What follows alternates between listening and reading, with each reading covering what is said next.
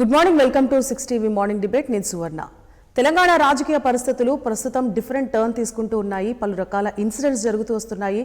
మనం ముందుగా చూసుకుంటే పాడి కౌశిక్ రెడ్డి అలాగే ఎమ్మెల్యే సంజయ్ గురించి మనం మాట్లాడుకుంటే కరీంనగర్ జిల్లా సమీక్ష సమావేశ రసభాసగా మారింది. ఎందుకంటే పాడి కౌశిక్ రెడ్డి ఎమ్మెల్యే సంజయ్ మైక్ తీసుకొని మాట్లాడబోతుంటే అడ్డు తగిలి డిఫరెంట్గా బిహేవ్ చేయడం జరిగింది. సో దీనివల్ల అక్కడ సమీక్ష సమావేశం అంటే హుజురాబాద్ ఎమ్మెల్యే పాడి కౌశిక్ రెడ్డి అలాగే జగిత్యాల ఎమ్మెల్యే సంజయ్ గెలిచింది బీఆర్ఎస్ పార్టీలో, తర్వాత కాంగ్రెస్ పార్టీకి వెళ్లడం వల్ల పాడి కౌశిక్ రెడ్డి సమీక్ష సమావేశంలో బిహేవ్ చేసిన విధానం తప్పుగా ఉంది అంటూ సంజయ్ కూడా కేసు ఫైల్ చేయడం జరిగింది, ఎమ్మెల్యే సంజయ్ గారు కూడా. సో అలాగే మున్సిపల్ కౌన్సిలర్ ఇలా మొత్తం కలిపి 3 కేసులు పాడి కౌశిక్ రెడ్డి మీద వేయడం జరిగింది. పోలీసులు ఛార్జ్షీట్ దాఖలు చేశారు, అలాగే అరెస్ట్ కూడా చేశారు. అయితే నాటకీయ పరిణామాల మధ్య బెయిల్ కూడా ఇవ్వడం జరిగింది. సో పాడి కౌశిక్ రెడ్డి ప్రస్తుతం అయితే బెయిల్ పైన ఉన్నారు. అలాగే ఆయన మీడియా సమావేశంలో మాట్లాడుతూ కోర్టు ఆదేశాల మేరకు నేను ఎక్కువగా మాట్లాడకూడదు, నేను చేసింది అయితే పెద్ద తప్పేం కాదు, నేను నార్మల్ గానే బిహేవ్ చేశాను అంటే ఆయన చెప్పుకుంటూ వచ్చారు. ఇక మరోపక్క చూసుకుంటే సీఎం రేవంత్ రెడ్డి విదేశీ పర్యటనకు వెళ్ళబోతున్నారు. ముందుగా సింగపూర్ వెళ్ళి అక్కడ క్రీడా మైదానాలు అలాగే షాపింగ్ మాల్స్ కి సంబంధించిన అధ్యయనం చేయబోతున్నారు. అక్కడ వ్యవస్థ ఎలా ఉంది, కట్టడాలు ఎలా ఉంటున్నాయి అనే అంశాన్ని పరిశీలించబోతున్నారు. అక్కడి నుంచి దావోస్ పర్యటనకు వెళ్ళబోతున్నారు. మనకు ముందు కూడా ఒకసారి సీఎం రేవంత్ రెడ్డి బృందం అంటే కొంతమంది మంత్రుల బృందం, అందులో ఐటీ మంత్రి దుద్దిళ్ల శ్రీధర్ బాబు కూడా ఉన్నారు. ముందుసారి కూడా ఆయన కూడా ఉన్నారు. ఈసారి కూడా ఆయన సీఎం రేవంత్ రెడ్డితో వెళ్ళబోతున్నట్లుగా తెలుస్తోంది. మొన్న జరిగిన సమీక్ష సమావేశంలో ఆయన టూర్కి సంబంధించిన విషయాలు కూడా మనకి వెల్లడించారు. దావోస్లో గతసారి వెళ్లిన పర్యటన సక్సెస్ అయింది అని ప్రభుత్వం భావిస్తోంది. ఎందుకంటే 40,000 కోట్ల పెట్టుబడులు తీసుకురావడం జరిగింది రాష్ట్రానికి సంబంధించి. రాష్ట్రాన్ని ఎంప్లాయ్మెంట్ దిశగా నడిపించే, యువతకి ఎంప్లాయ్మెంట్ ఇచ్చే దిశగా నడిపించే క్రమంలో తెలంగాణ సర్కార్ అయితే ముందడుగు వేస్తోంది. ఇందులో భాగంగానే దావోస్లో ఆల్రెడీ ఒకసారి పర్యటన చేసింది. 40,000 కోట్ల పెట్టుబడులు తీసుకురావడం జరిగింది. యువతకి ఉద్యోగాలే ప్రధాన లక్ష్యంగా, యువతతో రాష్ట్రాన్ని అభివృద్ధి చేసే ప్రధాన లక్ష్యంగా పెట్టుబడులు తీసుకురావాలనే ఒక సంకల్పంతో దావోస్ పర్యటన చేశారు. గతసారి జరిగిన పర్యటన సక్సెస్ఫుల్గా జరగడం వల్ల ఈసారి కూడా దావోస్ వెళ్ళి పెట్టుబడులు తీసుకురావడమే ప్రధాన లక్ష్యంగా ఒక టూర్ చేయబోతున్నారు. అంటే నాట్ ఓన్లీ ఎంప్లాయ్మెంట్ అలాగే రాష్ట్రానికి సంబంధించి పలు రంగాల్లో అభివృద్ధి సాధించే దిశగా ఆయన సింగపూర్ కూడా వెళ్ళి పలు కట్టడాల అధ్యయనాలు కూడా చేయబోతున్నారు. అంటే స్కిల్ డెవలప్మెంట్కి సంబంధించి యూనివర్సిటీ పెట్టబోతున్నారు. వీటన్నిటికీ సంబంధించి కూడా అభివృద్ధి సాధించాలి అంటే అభివృద్ధి చెందిన దేశాలని పరిశీలన చేయాలి, వాటి నుంచి మనం నేర్చుకోవాలి, అక్కడి నుంచి మన డెవలప్మెంట్ కూడా కావాలి అనే ప్రధాన ఉద్దేశంతో పెట్టుబడులే ప్రధాన లక్ష్యంగా దావోస్ పర్యటన కూడా డిసైడ్ చేయడం జరిగింది. అలాగే మరొక అంశం తీసుకుంటే ఈ కార్ రేసులో కేటీఆర్ గారు ఫేస్ చేస్తున్న ఇన్సిడెంట్స్ ఏవైతే ఉన్నాయో అవి కూడా మనం పరిశీలించాలి. తెలంగాణ ఈ కార్ రేస్కి సంబంధించి A1గా కేటీఆర్, A2గా ఐఏఎస్ అధికారి అరవింద్, అలాగే హెచ్ఎండిఏ మాజీ చీఫ్ ఇంజనీర్ బిఎల్ఎన్ రెడ్డి, వీరు ముగ్గురు ఉన్నారు. వీరు ఇప్పటికే ఈడీ విచారణ అలాగే ఏసీబీ విచారణ కూడా ఎదుర్కొన్నారు. ముగ్గురు కూడా ఈడీ విచారణ ప్రస్తుతం అయితే కేటీఆర్కి పెండింగ్ ఉంది. ఏసీబీ విచారణ ఆల్రెడీ ఒకసారి ఫేస్ చేశారు, మరొకసారి ఏసీబీ విచారణ కూడా పిలుస్తారు. అయితే పిలిచే అవకాశం ఖచ్చితంగా ఉంది. ఆయన ఏసీబీ విచారణ కూడా హాజరు కావాల్సి ఉంటుంది. మరి చూడాలి ఆయన ఏసీబీ విచారణ అలాగే ఈడీ విచారణ ఎలా ఎదుర్కొంటారు అని. ఇప్పటికే దానా కిషోర్ ఇచ్చిన స్టేట్మెంట్ ఆధారంగా ఛార్జ్షీట్ ఫైల్ చేశారు, అలాగే కేసు నమోదు చేశారు. ఇక కేటీఆర్ క్వాష్ పిటిషన్ హైకోర్టులో దాఖలు చేయగా క్వాష్ పిటిషన్ని కొట్టేసింది హైకోర్టు.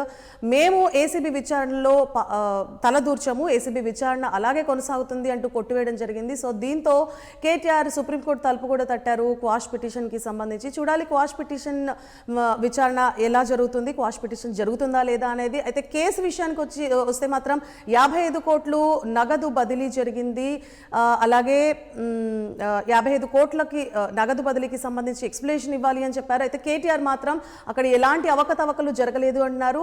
ఫెమా ఉల్లంఘన అలాగే అక్రమంగా నిధులు వేరే విదేశీ సంస్థలకి బదిలీ చేయడం జరిగింది అంటూ కూడా ఈడీ కూడా ముందుకొచ్చింది. ఈడీ విచారణ కూడా పెండింగ్ ఉంది ప్రస్తుతం కేటీఆర్కి. అయితే ఏసీబీ విచారణ ఒకసారి జరిగింది, ఇంకొకసారి జరగాల్సి ఉంది. మరి చూడాలి తెలంగాణ ఈ కార్ రేస్కి సంబంధించి కేటీఆర్ విచారణకి ఎలా సహకరిస్తారు, అలాగే విచారణ పూర్తి చేసుకొని కేసు నుంచి బయటకు వస్తారా రారా, అలాగే అంటే ఏసీబీ విచారణ సందర్భంగా కేటీఆర్ అరెస్ట్ తప్పనిసరి అనే కొన్ని ఉదంతులు కూడా అప్పుడు గట్టిగా జరిగాయి. కానీ ఏసీబీ విచారణకి ఆయన పూర్తిగా సహకరించడం వల్ల అంటే ఎటెస్ట్రెచ్ 3-4 గంటలు ఒక టర్మ్లో, ఆ తర్వాత 2-3 గంటలు ఒక టర్మ్లో ఎటెస్ట్రెచ్ ఆయన విచారణ చేశారు. అయితే పూర్తిగా డీటెయిల్స్ రాకపోవడం వల్ల మరొకసారి కూడా విచారణ చేపడతామని చెప్పారు. సో చూడాలి ఈ కార్ రేసులో ఎలాంటి పరిణామాలు కేటీఆర్ ఎదుర్కొంటారు అనేది. అయితే ప్రస్తుతం తెలంగాణ రాజకీయాల్లో జరుగుతున్న ఈ అంశాలపైన మనతో డిస్కస్ చేయడానికి ఈరోజు మనతో స్టూడియోలో ఉన్నారు దేవి ప్రసాద్ గారు, బీఆర్ఎస్ సీనియర్ నాయకులు, అలాగే కోటేశ్వరరావు గారు, రాజకీయ విశ్లేషకులు. గుడ్ మార్నింగ్ అండి దేవి ప్రసాద్ గారు, అలాగే కోటేశ్వరరావు గారు. డాక్టర్ నరేష్ అండి, బీజేపీకి కూడా లైన్ లో ఉన్నారు. నరేష్ గారు గుడ్ మార్నింగ్ అండి, బీజేపీ సీనియర్ నాయకులు. గుడ్ మార్నింగ్ అండి. రైట్ రైట్ వెంకటస్వామి గారు గుడ్ మార్నింగ్ అండి. గుడ్ మార్నింగ్ అండి. సో చూస్తున్నాం కదా తెలంగాణలో తాజాగా రాజకీయ పరిస్థితులు ఇలా ఉన్నాయి. అసలు ముందుగా మీరు చెప్పండి దేవి ప్రసాద్ గారు, కేటీఆర్ గారు తెలంగాణ ఈ కార్ రేస్కి సంబంధించి విచారణ ఎదుర్కొంటున్నారు. క్వాష్ పిటిషన్ విచారణలో ఉంది, హైకోర్టు కొట్టేసింది, సుప్రీంకోర్టు తలుపు తట్టారు. ఎలా ఉండబోతోంది అసలు ఈ కేసు నుంచి కేటీఆర్ బయటకు వస్తారా? అలాగే పాడి కౌశిక్ రెడ్డి అంశం కూడా మనం పరిగణలోకి తీసుకోవాలి. దురుసుగా ప్రవర్తన మనం చూసాము, అందరూ కొట్టివేస్తున్నారు దాన్ని. ఆయన అరెస్ట్ చేయడం, అలాగే బెయిల్ మీద బయటకు రావడం జరిగింది. ప్రస్తుతం అయితే బెయిల్ మీద ఉన్నందువల్ల నేను దాని గురించి ఎక్కువ మాట్లాడను అంటున్నారు కౌశిక్ రెడ్డి గారు. మరి కౌశిక్ రెడ్డి గారు బిహేవియర్ కానివ్వండి, ఈ కార్ రేస్కి సంబంధించిన డీటెయిల్స్ కానివ్వండి, మీరు ఎలా చూస్తారు? గుడ్ మార్నింగ్ సువర్ణ గారు, గుడ్ మార్నింగ్. మిత్రులకు అందరికీ నవండగా శుభాకాంక్షలు. కేటీఆర్ గారికి సంబంధించినటువంటి ఈ రేస్ కేసుకి సంబంధించి, పర్మనల్ ఈ రేస్ కి సంబంధించి చాలా కాలంగా, అంటే దాదాపుగా ఈ ప్రభుత్వం అధికారంలోకి వచ్చినాక సంవత్సర కాలంగా చర్చ జరుగుతాం. దాని మీద ఏసీబీ ఇటీవల నోటీసులు ఇస్తే కేటీఆర్ గారు ఏసీబీ విచారణకు హాజరై వచ్చినటువంటి సందర్భం కూడా మీ అందరికి కూడా తెలుసు. అట్లాగే ఈడీ విచారణ కూడా బహుశా 16 నాడు వారు టైం ఇచ్చినప్పుడు 16 నాడు ఈడీ విచారణకు కూడా హాజరయ్యేటువంటి అవకాశం. ఇందులో కేటీఆర్ గారు చాలా స్పష్టంగా మొదటి నుంచి కూడా చెప్తున్న అంశం ఏంటంటే, ఇది ఒక ట్రైపార్టీ అగ్రిమెంటు. ఒక 4 రేస్లకు సంబంధించి 4 సందర్భాల్లో చేయాల్సినటువంటి రేస్ల గురించి చేసుకున్నటువంటి అగ్రిమెంట్ లో భాగంగా మొదటి రేసు జరిగింది. రెండవ రేసుకు సంబంధించినటువంటి విషయంలో ఆనాడు ఉన్నటువంటి ఎవరైతే స్పాన్సర్ ఉన్నాడో ఆయన వెనక్కిపోవడం వల్ల ప్రభుత్వమే బాధ్యత తీసుకొని స్పాన్సర్లను వెతికే పని చేసుకుందాం, కానీ ఇంటర్నేషనల్ గా అబ్రాడ్ లో కానీ మిగతా దగ్గర కూడా ఒక బ్రాండ్ ఇమేజ్ మన దెబ్బతినకుండా, ప్రభుత్వం మీద విశ్వాసం సన్నగిల్లకుండా ఈ రేసును కంటిన్యూ చేద్దాం. దీని ద్వారా ఎలక్ట్రానిక్ హబ్ హైదరాబాద్ కు చేసుకునేటువంటి ఒక మార్గాన్ని సుగమం చేసుకుందాం అనేటువంటి విషయంలో కేటీఆర్ గారు నిర్ణయం తీసుకొని ఆ డబ్బును వారికి పంపించినటువంటి విషయం వారు అనేక సందర్భాల్లో స్పష్టంగా చెప్పారు, అధికారులు కూడా స్పష్టంగా చెప్తారు. ఇందులో జరిగింది ఏంటంటే, ఎక్కడ కూడా ప్రభుత్వం కానీ ప్రభుత్వానికి సంబంధించినటువంటి కౌంటర్లు వేసేటువంటి సందర్భంలో ఎక్కడ కూడా ఇందులో అవినీతి జరిగిందనేటువంటి విషయాన్ని అడ్వకేట్లు కానీ, పీపీలు కానీ, ప్రభుత్వ కౌంటర్లు కానీ ఎక్కడ కూడా ప్రస్తావించలేదు. ఇలా ప్రొసీజరల్ ల్యాబ్స్ ఏమైనా జరిగినాయా లేదా అనేటువంటి విచారణ మాత్రమే జరుగుతున్నది అనేటువంటి విషయాన్ని నేను ఈ సందర్భంగా గుర్తు చేస్తాను. రెండవది, ఈ డబ్బు విధానపరమైనటువంటి నిర్ణయం తీసుకున్నాక ఆ డబ్బు ఎట్లా పంపాలి, ఏం చెయ్యాలి, ఎక్కడికి ఏ ప్రొసీజర్ వాళ్ళే, బ్యాంకులో డబ్బులు ఏ ప్రొసీజర్ ప్రకారం పోతాయి, తర్వాత మిగతా విషయాలు ఏం చేస్తాయి అనేటువంటిది సహజంగానే బ్యూరోక్రటిక్ సంబంధించినటువంటి అధికారులు నిర్ణయాలు తీసుకుంటారు. ఆ నిర్ణయాలకు సంబంధించినటువంటి విషయం మీద డిపార్ట్మెంట్ విచారణ జరిపితే సరిపోతుంది తప్ప దీనికింత ఏసీబీ హంగామా అక్కర్లేదు అనేటువంటి విషయాన్ని బీఆర్ఎస్ పార్టీగా మేము అనేక సందర్భాల్లో చెప్పినాం. అయినప్పటికీ కూడా అది విచారణలో ఉంది. డెఫినెట్ గా ఆ విచారణలో ఏం తేలుతుంది, విచారణలో నిజంగానే ఎక్కడికైనా డబ్బు పోయిందా లేదా, మేమైతే చాలా స్పష్టంగా చెప్తా ఉన్నాం. కేటీఆర్ గారు అనేక సందర్భాల్లో చెప్పారు. ఆ ఈ రేస్ కు సంబంధించినటువంటి ఎవరైతే డబ్బులు తీసుకున్నారో ఆ డబ్బుకు సంబంధించి అయితే ఖచ్చితంగా నగదు బదిలీ జరిగింది అక్రమంగా అని చెప్పి ఈడీ సువర్ణ గారు, అక్రమ బదిలీ కాదు, బదిలీ జరిగిందని ఈడీ చెప్పుడు కాదు, కేటీఆర్ గారే చెప్పిండ్రు. ఇక్కడ నుంచి 47 కోట్ల రూపాయలు మేము ఆ కంపెనీకి బదిలీ చేసినామని ప్రభుత్వమే చెప్పింది. అయ్యో, కొత్తగా వాళ్ళు శోధించేదేమి లేదు. అయితే ఇది పద్ధతి ప్రకారం జరిగిందా లేదా, ఆ డబ్బులు ఇచ్చినాక డబ్బులు ఎక్కడికైనా పోయినాయా, అవన్నీ కూడా ఈడీ పరిశీలనలో ఈ ఫేమా ఉల్లంఘనలు, ఎక్కడైనా నిబంధనలు ఉల్లంఘనలు జరిగినాయా, ఇవన్నీ కూడా విచారణలో తేలేటువంటి అంశాలు. కాబట్టి ఆ విచారణ జరగనివ్వండి. విచారణ జరిగితే విచారణలో ఏమైనా తేలితే డెఫినెట్ గా ఎవరు తప్పు చేసినా శిక్షలు పడాల్సిందే. అయితే విధానపరమైనటువంటి నిర్ణయాల్ని తప్పు ఒప్పులుగా చూసేటువంటి అవకాశం వ్యవస్థలో ఉండేటువంటి అవకాశం లేదు. చాలా ప్రభుత్వాలు చాలా సందర్భాల్లో అనేక విషయాలు విధానపరమైనటువంటి నిర్ణయాల వల్ల ప్రజలకు నష్టం జరిగినటువంటి సంఘటనలు ఉన్నాయి, లాభాలు జరిగినటువంటి సంబంధాలు ఉన్నాయి. ఎందుకంటే అప్పుడు ఉన్నటువంటి స్థితులకు అనుగుణంగా అప్పుడు ఉన్నటువంటి ప్రభుత్వాలు హైదరాబాద్ బ్రాండ్ ఇమేజ్ కి సంబంధించి కావచ్చు, లేకుంటే ఎలక్ట్రానిక్ హబ్ కు సంబంధించి కావచ్చు, ఒక హబ్ గా మార్చుదామనేటువంటి నిర్ణయంలో భాగంగా జరిగింది. కాబట్టి నిర్ణయాన్ని తప్పు పట్టేటువంటి హక్కు చాలా మందికి ఉంటది, కానీ విధానటువంటి నిర్ణయాల మీద చర్యలు తీసుకునేటువంటి అవకాశాలు చాలా తక్కువ ఉంటాయి. విధానపర నిర్ణయాల వల్ల జరుగుతున్నటువంటి అవినీతి మీద ఎక్కడైనా విచారణ జరిగి దోషులుగా వెళ్తే శిక్షలు, కానీ విధానపరమైనటువంటి నిర్ణయాలని మాత్రమే చూపించి శిక్షలు వేసేటువంటి అవకాశం అయితే బహుశా భారతదేశంలో ఎక్కడ జరగలేదు, ఇక్కడ కూడా జరుగుతుందని భావించను. అది విచారణలో జరుగుతుంది కాబట్టి డెఫినెట్ గా వేచి చూద్దాం. ఓకే, సో విచారణకైతే ఏసీబీ విచారణకి మేము అడ్డురాము అంటూ హైకోర్టు క్వాష్ పిటిషన్ కొట్టేసింది సుప్రీంకోర్టు. ఇప్పుడు సువర్ణ గారు నేను ఏమంటున్నా, క్వాష్ పిటిషన్ అనేటువంటిది మేము ఆర్గ్యుమెంట్ చేస్తున్నటువంటి విధంగా ఏంటంటే, ఇది ఏసీబీకి ఇన్వాల్వ్ కావాల్సినటువంటి అవసరం లేదు. ఏసీబీ ఎక్కడైనా అవినీతి జరిగిందంటేనో, అవినీతి జరగబోతుందని తెలిస్తేనో, లేకుంటే ఇంకా రకరకాలుగా ఏసీబీ మనం ఆంధ్రప్రదేశ్ లో, ఉమ్మడి ఆంధ్రప్రదేశ్ లో కానీ తెలంగాణలో కానీ అనేక సందర్భాల్లో చూసినాం. కాబట్టి ఇది ఫిట్ కాదు, ఇది డిపార్ట్మెంట్ ఎంక్వైరీ, ఒక మంత్రి మీద ఇటువంటిది వేయడం సరైనది కాదని మేము స్క్వాష్ పిటిషన్ కేటీఆర్ గారు వేసిండ్రు. స్క్వాష్ పిటిషన్ కొట్టివేసి విచారణ జరపమని చెప్పిండ్రు. విచారణకి మేము కోర్టు మీరు అంటున్నట్టు ఎటువంటి అవకతవకలు లేవు, ప్రాపర్ గానే గవర్నమెంట్ విధి విధానాల ప్రకారంగానే జరిగింది అన్నప్పుడు సుప్రీంకోర్టులో వాష్ పిటిషన్ ఖచ్చితంగా అనుకూలంగా వచ్చే అవకాశాలు ఉంటాయంటారా? ఇప్పుడు ఎవరైనా ఏం చేస్తామంటే, అనుకూలంగా వస్తుంది పిటిషన్లు వేస్తాం, అవి వస్తాయా రావా అనేటువంటి అంశము న్యాయమూర్తులు నిర్ణయిస్తారు. 100% ఈ కోర్టులకు సంబంధించి కానీ, న్యాయానికి సంబంధించి కానీ, ఈడీ దగ్గరికైనా ఏసీబీ దగ్గరికైనా ఏ వ్యవస్థలు పిలిచినా, ప్రభుత్వ వ్యవస్థలకు సంబంధించినటువంటి ఏ వ్యవస్థలు దీనిలో విచారణ చేయడానికి ముందుకొచ్చినా వాటికి సహకరిస్తాం, కోర్టులను గౌరవిస్తాం. ఇందులో వాటిని ధిక్కరించాల్సినటువంటి అవసరం లేదు, అగత్యము లేదు. ఎందుకంటే ఇది ప్రభుత్వం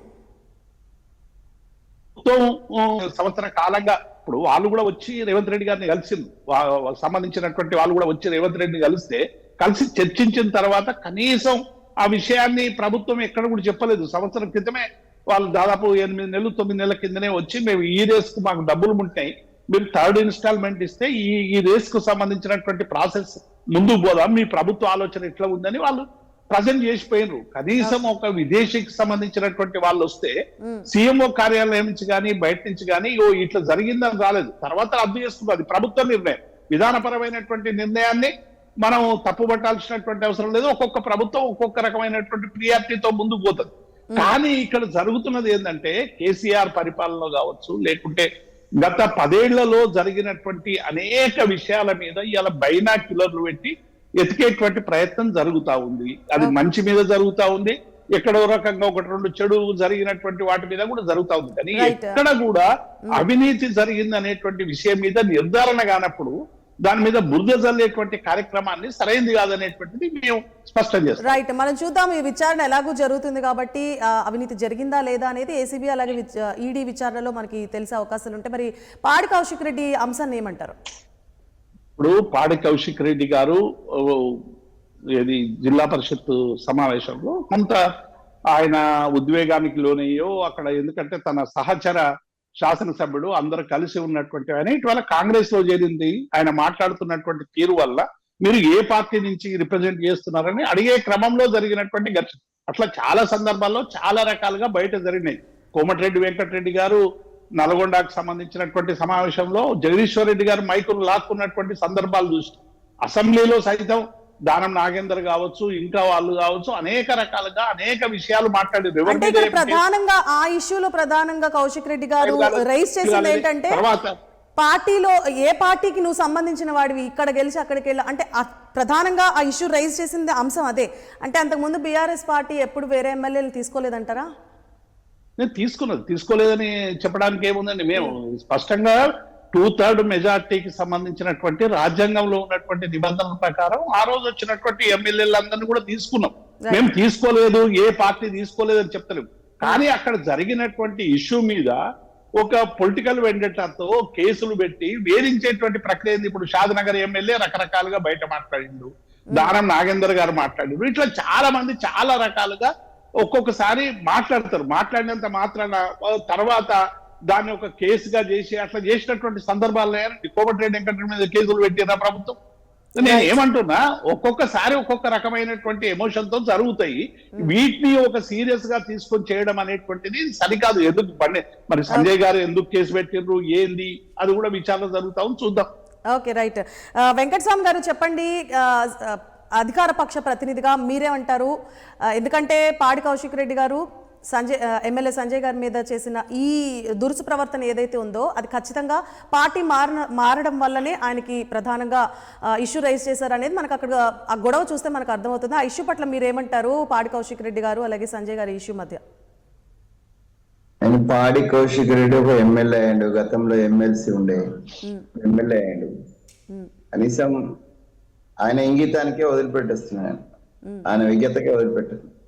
ఒక ప్రజాప్రతినిధులకు సంబంధించిన సమావేశంలో తన బిహేవియర్, తను మాట్లాడిన తీరు, లేకపోతే ఒక తోటి ఎమ్మెల్యే తోటి వ్యవహరించిన తీరును అతనే కొద్దిగా పునరాలోకనం చేసుకుంటే మంచిది, ఆత్మవిమర్శ చేసుకుంటే మంచిది. ఒక మంచి సందేశం ఇవ్వాలి. ఒక ప్రజాప్రతినిధిగా ప్రజాస్వామ్య విలువలను గౌరవిస్తున్నట్టుగా ఉండాలి. కానీ అది ఉందా లేదా అనేది ఒకసారి ఆయననే ఆత్మవిమర్శ చేసుకుంటూ, అంతకంటే ఎక్కువ కామెంట్ చేయడానికి నాకేం లేదు. I don't want to comment more than that one. I would like to suggest Kaushik Reddy and think of me behaviour గురించి. చాలా కాంట్రవర్సీస్ ఇవాళ ఒకటి కాదు కదా, చాలా రోజుల నుంచి కాంట్రవర్సీస్ వస్తున్నాయి. కాంట్రవర్సీ చేయడం వల్ల పేపర్లో ఉండాలా, ఫస్ట్ పేజీలో ఉండాలా అనేటువంటి దృక్పథంతో చేస్తున్నారా, లేకపోతే నిజంగానే అక్కడ ఉన్నటువంటిది ఏదైనా విషయం ఉన్నదా అనేటువంటిది విజ్ఞతతో ఆలోచించి ఆయన నిర్ణయం తీసుకోవాలని. యుక్తాల గురించి అతనే ఒక ఎమ్మెల్యేగా, ఎమ్మెల్సీగా కూడా ఉన్నాడు. అతను చాలా రోజుల నుంచి పాలిటిక్స్ లో ఉన్నాడు, యంగ్స్టర్, భవిష్యత్తు ఉన్నవాడు. సో మరి అట్లాంటి వాడు ఎట్లా వ్యవహరించాలనేది ఆయన సంబంధించిన పార్టీ పెద్దలు ఆయనకు సహాయం చేయాలా, ఆయన కూడా పునరాలోచించుకుంటే మంచిదని సజెషన్ ఇస్తున్నాండి. Okay, right. మరి ఈ కార్ రేస్కి సంబంధించి బీఆర్ఎస్ పార్టీ వర్గాలైతే ఇది ఖచ్చితంగా ముమ్మాటికి రాజకీయ కక్ష సాధింపు చర్యలే అంటున్నారు. ఎందుకంటే ప్రభుత్వం విధి విధానాల మీదే అన్ని ప్రాసెస్ జరిగింది, కానీ దాన్ని మీరు రైజ్ చేసి ఖచ్చితంగా అంటే ఏదో ఒక మెయిన్ ఇష్యూ అంటే 6 గ్యారంటీలు కానివ్వండి, ఇతర అంశాలు ఏవైతే ఉన్నాయో వాటిని రైజ్ చేసే సిచ్యువేషన్ వచ్చినప్పుడల్లా కప్పిపుచ్చడానికి ఇట్లాంటి ఏదో ఒక పెద్ద పెద్ద ఇష్యూస్ బయటకు తీసుకొస్తున్నారు అని ప్రధానంగా బీఆర్ఎస్ పార్టీ వర్గాలు ఆరోపిస్తున్నాయి. దానికి ఏమంటారు? ఇప్పుడు నేను కేటీఆర్ గారిని లేదా వాళ్ళ పార్టీని సూటిగా ప్రశ్న అడుగుతున్నాను. మీరు ఏ ఇష్యూ, ఏ ప్రజా సమస్య లేవనెత్తితే మేము మీకు వ్యతిరేకంగా పోయినరో ఒకసారి ఆలోచించాలి. ప్రజా సమస్యలు లేవనెత్తి లేకపోతే 6 గ్యారంటీలకు 6 గ్యారంటీల గ్యారంటీ మాది, మా బాధ్యత అది. మేము చేసుకుంటూ వస్తున్నాం, చేయకుండా ఇంట్లో కూర్చోలేదు, ఫామ్ హౌస్లలో పడుకోలేదు. We are on the field. Definitely ఒక బాధ్యతాయుతమైన పొజిషన్లో ఉండి ఇంటికే పరిమితమై గుహలకే పరిమితమైనటువంటి స్థితి గతంలో అధికారంలో ఉన్నప్పుడు అంతే, అధికారం లేనప్పుడు అంతే ఉన్నటువంటి బీఆర్ఎస్ సంబంధించినటువంటి నేతలకు మేము ప్రజలకు సంబంధించి పాలన ఎట్లుండాలా, ప్రజలలో మనం మమేకమయ్యాలి, అది మంచైనా చెడైనా ప్రజలతో కలిసి ఉండాలనేటువంటి దాన్ని చాలా స్పష్టంగా ఇవాళ రేవంత్ రెడ్డి గారి నాయకత్వంలో ఉన్నటువంటి కాంగ్రెస్ పార్టీ ప్రభుత్వం నిరూపిస్తుంది. మేము ప్రజల మధ్యనే ఉన్నాం. ప్రజలే అడుగుతారు. ఒకవేళ మేము 6 గ్యారంటీలకు సంబంధించినటువంటిది మేము తప్పిదాలు చేస్తే ప్రజలు అడుగుతారు. ప్రజలు అడగకుండా ఉండరు. ఇలా ప్రజలు, తెలంగాణ ప్రజలు చైతన్యవంతులు. ఆ చైతన్యం ఉంది కాబట్టే దొరపాలనను పక్కన పెట్టేసి వాళ్ళ అహంకారానికి బుద్ధి చెప్పినటువంటి పరిస్థితి ఉంది. మరి వాళ్ళు దాన్ని ఇంకా రియలైజ్ కాకుండా అదే అహంకార పూరితమైనటువంటి మాటలు, అదే అన్పార్లమెంటరీ బిహేవియర్ తోటి ముందుకు పోతున్నారు. It is left to them. ఏం విజ్ఞతతో వ్యవహరిస్తున్నామా లేదా అని వాళ్ళే ఆత్మవిమర్శ చేసుకోవాల్సినటువంటి అవసరం. మేము 6 గ్యారెంటీలకు సంబంధించి అన్ని విషయాలు అది మేమేమైతే వాగ్దానం చేసినామో అవి ఒక్కొక్కటిగా మేము చేసుకుంటూ వస్తున్నాం. గత సంవత్సర కాలంగా అనేక అంశాలలో మేము ఆర్థిక పరిస్థితి రాష్ట్రానికి సంబంధించిన సరైన లేకపోయినా దాన్ని మేము ప్రజలకు వివరించడం అంతే తప్ప దాన్ని అడ్డం పెట్టుకొని ఏది ఆపలేదు. మేము ముందుకు వస్తున్నాం, ఒక్కటిగా వస్తున్నది. దాంట్లో మీరు ఇందాక దేవన్న చెప్తున్నాడు కదా, విధానపరమైనటువంటి నిర్ణయాలు కొన్ని ఉంటాయి. సో ఆ విధానపరమైనటువంటి విధానాలను నిర్ణయించే క్రమంలో కొంత ఆలస్యం అయితే దాన్నే ఎక్స్పోజ్ చేసేటువంటి ప్రయత్నం ప్రత్యక్షంగా చేస్తుంది. ప్రతిపక్షము ప్రజాపక్షంగా వ్యవహరించి ప్రజలకు అందాల్సినటువంటి ఫెసిలిటీస్ కోసం ప్రయత్నం చేయడం అనేటువంటిది సహజము, దాన్ని నేను సమర్థిస్తాను. కానీ అదే పనిగా కేవలము బురద జల్లడం కోసమే ఆ మాటలు మాట్లాడితే అది ప్రజలు స్వీకరించరు, అధికార పక్షం కూడా ముందుకు వెళ్ళిపోతుంది. ఏదో అనటోళ్ళు అంటేనే ఉంటారనేది ముందుకు వెళ్ళిపోతున్నారు. సో ఇవాళ ఈ రేస్ కి సంబంధించి ఈ కార్ రేస్ సంబంధించి అవుతుందో దాంట్లో ఏసీబీ ఎంక్వైరీ కోసం ఎందుకు వేసినామనంటే అధికారులు విధానపరమైన అంటే పరిపాలనకు సంబంధించినటువంటి ఏ నియమాన్ని పాటించలేదు. ఒక రాష్ట్ర ప్రభుత్వంలో ఒక మంత్రిగా ఉన్నటువంటి వ్యక్తి నోటి మాట మీద దాదాపుగా 50 కోట్ల ప్రజాధనాన్ని దుర్వినియోగం చేయడము, ప్రజాధనాన్ని తన నోటి మాటతోటి చెప్పేయడము. అది ఆయనే చెప్తున్నాడు, నేనే చెప్పిన, ఏం చేసుకుంటారో చేసుకోండి, నేను బాధాప్త ఇచ్చిన ఏదో ఇమేజ్. హైదరాబాద్ సంబంధించినటువంటి నేను కేసీఆర్ గారికి మొత్తం టిఆర్ఎస్ పార్టీకి నేను ఒక విషయం గుర్తు చేస్తున్నా.